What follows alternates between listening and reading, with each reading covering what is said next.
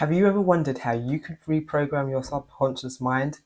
Well, watch no further because I'll be talking about how I reprogram my subconscious mind after experience a mental health breakdown. I was determined I was going to heal and transform my life, and that is exactly what I did.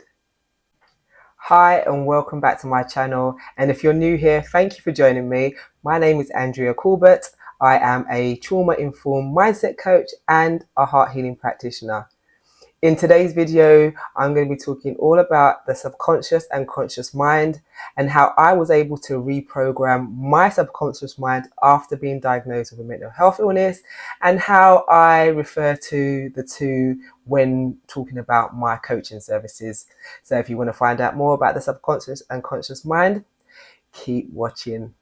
Have you ever heard of the term make up your mind and wondered, what do you mean make up my mind? I only have one mind. No, we have two minds. So we have the subconscious mind and the conscious mind. How I like to describe it or get people to visualize the mind is, if you think of a circle, put a line through the middle, and then the top part of that circle is your conscious mind and the bottom half is your subconscious mind. So here's one I made earlier.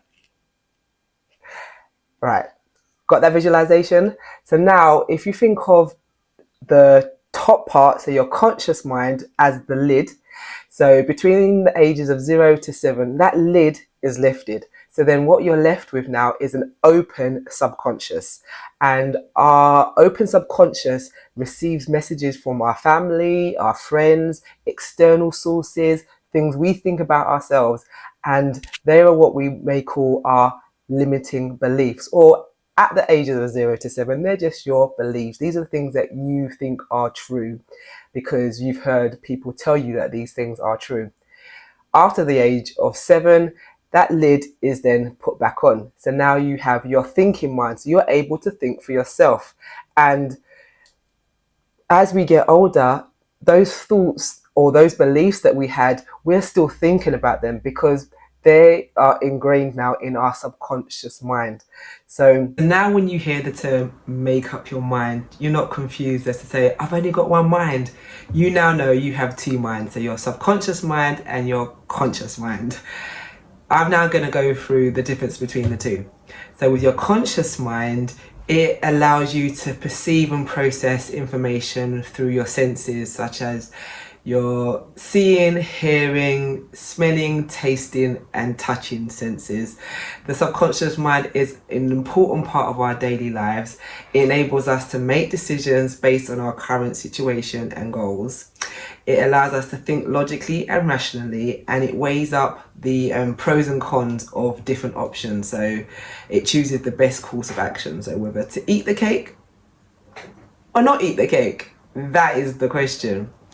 However, the conscious mind is limited in its capacity of how much information it can hold, because it can only hold a small amount of information at any one given time. Our subconscious mind, on the other hand, is what is responsible for our beliefs, habits and behaviours. It's where our past experiences, our emotions and our memories are stored. So there's two ways, or there's a few ways that you can think about the subconscious mind. Firstly, as a computing operating system. The computing operating system runs in the background happily until something goes wrong and it crashes, and this could happen with your laptop, with your computer or with your phone, and you know what that could be like.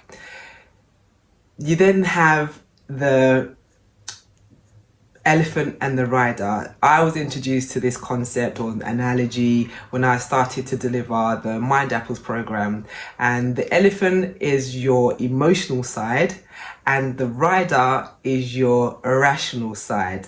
So ultimately we want our subconscious and our conscious mind to work together, and if we think about it as the elephant and the rider, you want the elephant to, you know, be tamed and to follow the direction of the rider. Otherwise, if that doesn't happen, the rider is in trouble because the elephant is a 6-ton animal and could, you know, easily take control of the rider. But once the rider is able to understand how to tame the elephant, how to work cohesively and in harmony with the elephant, then they can work together happily. However, if the conscious mind and the subconscious mind are not working together and not aligned, this is when we start to struggle with our goals or whatever work we are trying to achieve. So now that we've got all those definitions out of the way and we have a better understanding, I hope, of subconscious and conscious minds, I bet you're wondering, so Andrea, how was you able to reprogram your subconscious mind after being diagnosed with a mental health illness? This is what we're about to go into now. Firstly, I went and sought out medical advice. So I went and saw a mental health professional, and it was there that I started to learn about and identify my negative beliefs and thought patterns that were contributing to my mental health issues. It took a while, but then I went to work on working out how can I change these negative beliefs and thought patterns. Why did it take a while? Because I was in such a fixed mindset state. You know, woe is me, I'm just going to be like this for the rest of my life, nothing can't change, I've always been like this is just me, I just got to live with it. And this was doing nothing at all for my mental health. So I went to work on changing these negative thought patterns and replacing them with positive ones, and what people may now call positive affirmations. But at the time, to me, they were just things I was saying to myself that were true to me. And that is the thing about positive affirmations, or affirmations in general. It's all well and good reading what you see on the web or what other people are saying, but if they don't, you know, feel true to you, you're not going to believe it, and nothing's not going to change. So I had to find positive words, affirmations that meant a lot to me, and these are what helped me, you know, reframe and reprogram my subconscious mind. And by doing this, I was able to start to believe that positive things were going to happen before, or whereas or most people have to see these things happen before they start to believe. And I feel like that was one of my fixed mindset. It was like, no, I've never seen this happen, so it can never happen. But in actual truth, when I started to believe things could happen because of these words, these affirmations, the inner talk that I was giving to myself, this is what really helped me to reprogram my subconscious mind. So put together the techniques that I just mentioned, so affirmations and visualization. So me believing that things were going to happen positively was me sitting down there visualizing. Some may even call it daydreaming. I was a bit, or still am a bit of a daydreamer, to be honest, but that really does help, especially if you're daydreaming and thinking or visualizing positive things happening. That is what then helps you to align your subconscious mind and your conscious mind. Overall, positive affirmations can be a powerful tool to help you overcome your mental blocks that you've created by fear and doubt and these limiting and fixed mindset ways of living. And it helps you to create new opportunities, and by shifting your mindset, you're boosting your confidence, you're increasing your awareness, and you can train your mind just by using those positive affirmations or positive words that you say to yourself. Positive talk or even journaling can really help this process as well. Visualization, on the other hand, involves creating a mental picture of what we actually want to achieve. And the book The Power of the Subconscious Mind by Joseph Murphy, he suggests that you can use your imagination to suggest ideas to your subconscious to get what you want. If repeated often enough, your mind will then steer your behavior more towards making those ideas a reality, unbeknown to yourself. So the scientific idea this plays on is called the placebo effect. And what placebo is, in medicine, a placebo is a pill without a real chemical or biological consequence. So it's usually made up of sugar.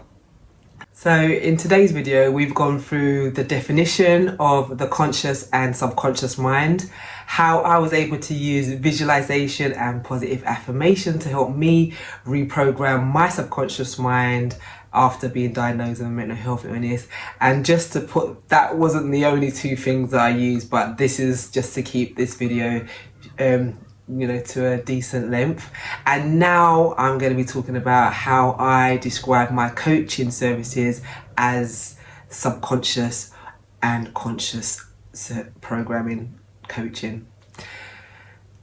Let's start off with visualizing you going into a therapy session. And when you go into a therapy session, you're going into that therapy session in your conscious mind because you're thinking about that session. You may be even anxious about going into that session, and because of that, your session doesn't go how you would like it to go because you're so anxious and you're so in your thoughts, in your conscious mind.